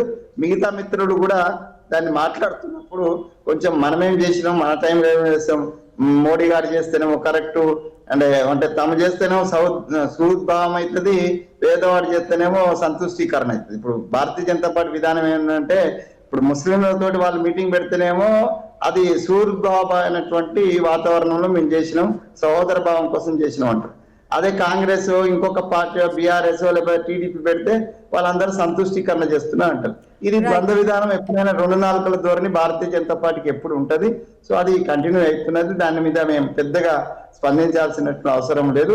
స్పందించాల్సిన అవసరం లేదంటున్నారు, దానికి వదిలిపెట్టేస్తాం. రైట్. కోటేశ్వరరావు గారు చెప్పండి, తాజాగా రాజకీయ పరిణామాలు ఏవైతే జరుగుతున్నాయో తెలంగాణ రాష్ట్రంలో వాటి పట్ల మీరు ఏమంటారు? అలాగే సీఎం రేవంత్ రెడ్డి గారి పర్యటన గురించి మనం ఆల్రెడీ డిస్కస్ చేశాము. అయితే కాంగ్రెస్ వైపు నుంచి అయితే ఇది ఖచ్చితంగా వర్కౌట్ అవుతుంది, చూద్దాం, ఇది కూడా ఒక పార్ట్ అంటున్నారు. ఫైనల్గా మీరు ఈ ప్రస్తుతం ఉన్న పరిస్థితుల పట్ల ఏమంటారు? 1 minute క్లోజ్ చేద్దాం. ప్రయత్నాలు చేయడంలో, పెట్టుబడుల కోసం ప్రయత్నాలు చేయడంలో తప్పు పట్టట్లేదు, నేను కూడా తప్పు పట్టలేదు దాన్ని. కాకపోతే ఏంటంటే దాని గురించి అతిశయోక్తులు జనంలో భ్రమలు కల్పించొద్దు అనేటువంటిది ఆయా పార్టీలకి ప్రతినిధులకి ఇవ్వడంతో పాటు భ్రమలు పెట్టుకోవద్దు అనేటువంటిది వీక్షకులకు కూడా నేను చెప్పదలుచుకున్నాను. అందువల్ల రాబోయేటువంటి రోజుల్లో ఇప్పుడు బడ్జెట్ తర్వాత స్థానిక సంస్థల ఎన్నికలు అనేటువంటివి ఒక ప్రధానమైనటువంటి రాజకీయ రంగంగా తెలంగాణలో ఉండబోతా ఉంది. దానికి అనుగుణంగానే ఆయా పార్టీలు గాని ప్రభుత్వం గాని అవసరమైనటువంటి చర్యలన్నీ కూడా తీసుకుంటా ఉంది. అందువలన ఈ కేసులు ఏమవుతాయి, లేకపోతే వేసినటువంటి కమిషన్లు ఏమవుతాయి అనేటువంటివి ఇప్పటికిప్పుడు తేలేటువంటివి కాదు. ఒకవేళ కేటీఆర్ ఏ పరిస్థితుల్లో అయినా అరెస్ట్ అయినా ఆయనకి కొద్ది రోజుల తర్వాత బెయిల్ వస్తుంది. బెయిల్ వచ్చిన తర్వాత ఇక ఆ కేసు నార్మల్ గా కొన్ని సంవత్సరాలు పట్టొచ్చు, ఎంతకాలం పడుతుంది అనేది మనం చెప్పలేము. అందువలన డెఫినెట్ గా ఇవన్నీ ఎట్లా ఉన్నప్పటికీ రాబోయే సీజన్ మాత్రం ఎన్నికల సీజను, స్థానిక సంస్థల ఎన్నికల సీజను, దానికి ఆయా పార్టీలు కసరత్తు చేస్తున్నాయి అనేది నేను ఈ సందర్భంగా చివరిలో చెప్పచ్చు. రైట్. సో చర్చలో పాల్గొన్నందుకు థ్యాంక్ యూ సో మచ్ అండి. కోటేశ్వరరావు గారు, నరేష్ గారు, వెంకటస్వామి గారు, అలాగే దేవి ప్రసాద్ గారు, థ్యాంక్ యూ అండి. రైట్. చూసారు కదా, తెలంగాణ రాష్ట్రంలో తాజాగా జరుగుతున్న పరిస్థితుల పట్ల ప్రతిపక్షాలు కానీ విపక్షాలు కానీ డిఫరెంట్గా స్పందిస్తున్నాయి. ఏ పార్టీ వాళ్ళు ఆ పార్టీకి మాది తప్పులేదంటే మాది తప్పులేదు అనుకుంటున్నారు. ప్రధానంగా చూసుకుంటే రేవంత్ రెడ్డి దావోస్ పర్యటనకి సంబంధించి ఇది ఒక ప్రయత్నం మాత్రమే అంటున్నారు కాంగ్రెస్ పార్టీ వర్గాలైతే. ఎందుకంటే ఇతర దేశాల నుంచి పెట్టుబడులు తీసుకురావడం వల్ల తెలంగాణ యువతకి ఉపాధి మార్గాలు భారీగా దొరుకుతాయంటున్నారు. ఎందుకంటే స్కిల్ డెవలప్మెంట్ యూనివర్సిటీ కూడా స్థాపిస్తున్నారు. దానికి తగ్గట్టుగా, దానికి అనుసంధానంగా డెవలప్మెంట్కి ప్రాసెస్ కోసం అని చెప్పేసి మేము విదేశీ పెట్టుబడులు కోరుతున్నాం అంటున్నారు. మరి ప్రతిపక్షాలు అయితే చూద్దాం అది అంతవరకు సక్సెస్ అవుతుందో. కార్యాచరణ దాల్చినాక అర్థమవుతుంది. ఎందుకంటే ప్రతి ప్రభుత్వం చేసే ప్రయత్నాలే ఇవి, కార్యాచరణ చేసినాక చూద్దాము అని ప్రతిపక్షాలు అయితే అంటున్నాయి. ఇక పార్టీల మధ్యలో గొడవలు అంటారా, అవి ఎప్పుడు ఉంటూనే ఉంటాయి. కేసులు, బెయిల్స్ ఇవన్నీ జరుగుతూనే ఉంటాయి. దానికి సంబంధించిన ఏ అంశాలైనా కానీ చట్టం చూసుకుంటుంది. దానికి సంబంధించిన కోర్టు కూడా తీర్పు వ్యవహారాలు మనకు వస్తూ ఉంటుంది. సో ఇది వాళ్ళ స్పెషల్ డిబేట్. చూస్తున్నానండి 6 TV, సామాన్యుడి ఆరో ప్రాణం.